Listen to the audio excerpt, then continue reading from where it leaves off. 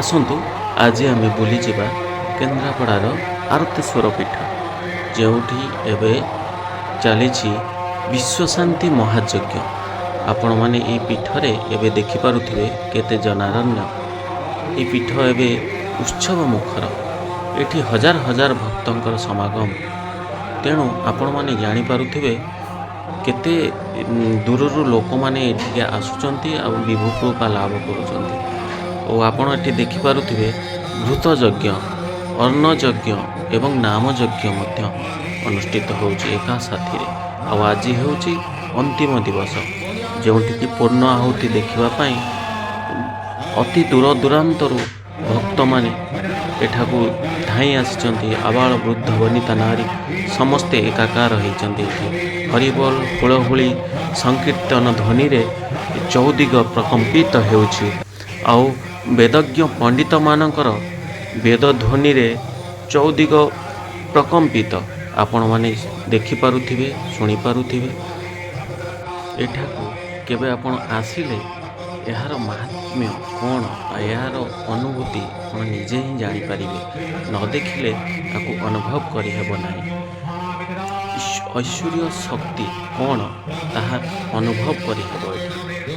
ପୁରାତନ କାଳରେ ଆମେ ଶୁଣିଛୁ ବା କୌଣସି ଇଏରେ ପଢ଼ିଛୁ ଯେ ଋଷି ମୁନିମାନେ ଯଜ୍ଞ ଆଦି କର୍ମ କରୁଥିଲେ। ଆଉ ସେତେବେଳର ସମୟ ଥିଲା ସେଇଭଳି।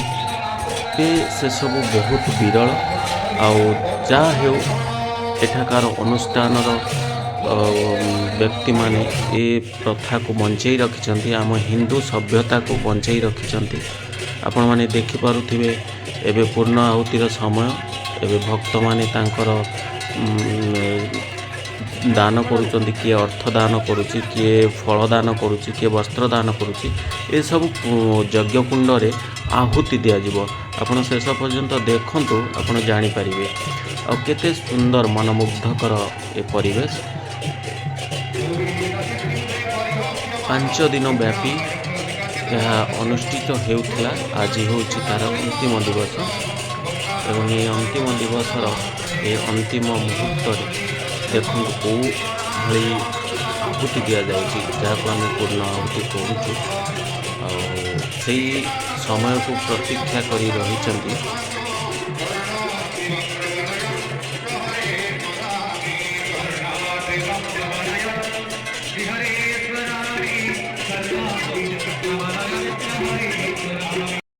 ବର୍ତ୍ତମାନ ସମୟ ଆସିଛି ଆଳତୀର। ଆପଣମାନେ ଦେଖିପାରୁଥିବେ କିପରି ଆଳତୀ ଏବେ ଆରମ୍ଭ ହୋଇଯାଇଛି। ହରିବୋଲ ହୁଳହୁଳି ଏବଂ ସଂକୀର୍ତ୍ତନ ଧ୍ୱନିରେ ପ୍ରକମ୍ପିତ। ଏ ଆଳତୀର ଦୃଶ୍ୟ ଅତି ମନମୁଗ୍ଧକର। ଆପଣମାନେ ଦେଖିପାରୁଥିବେ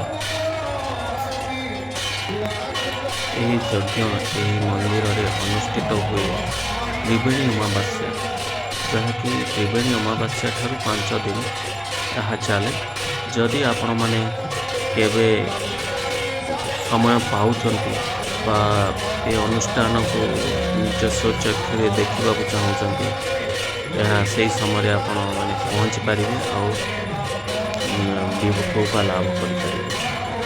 ଏଠାକୁ ଭକ୍ତମାନେ ସେମାନଙ୍କର ମାନସିକ ନେଇ ଆସନ୍ତି ଏବଂ ମନୋବାଞ୍ଛା ପୂରଣ କରି ଯଜ୍ଞ ପ୍ରସାଦ ପାଇ ଘରକୁ ଫେରନ୍ତି। ଏବଂ ଆପଣମାନେ ମଧ୍ୟ ଏହି ଭିଡ଼ିଓ ମାଧ୍ୟମରେ ଯଜ୍ଞକୁ ଉପଭୋଗ କରନ୍ତୁ ଏବଂ ଆପଣଙ୍କର ପ୍ରଭୁଙ୍କୁ ବା ଆପଣଙ୍କର ପ୍ରାଣ ଦେବତାଙ୍କ ପାଖରେ ମାନସିକ କରନ୍ତୁ।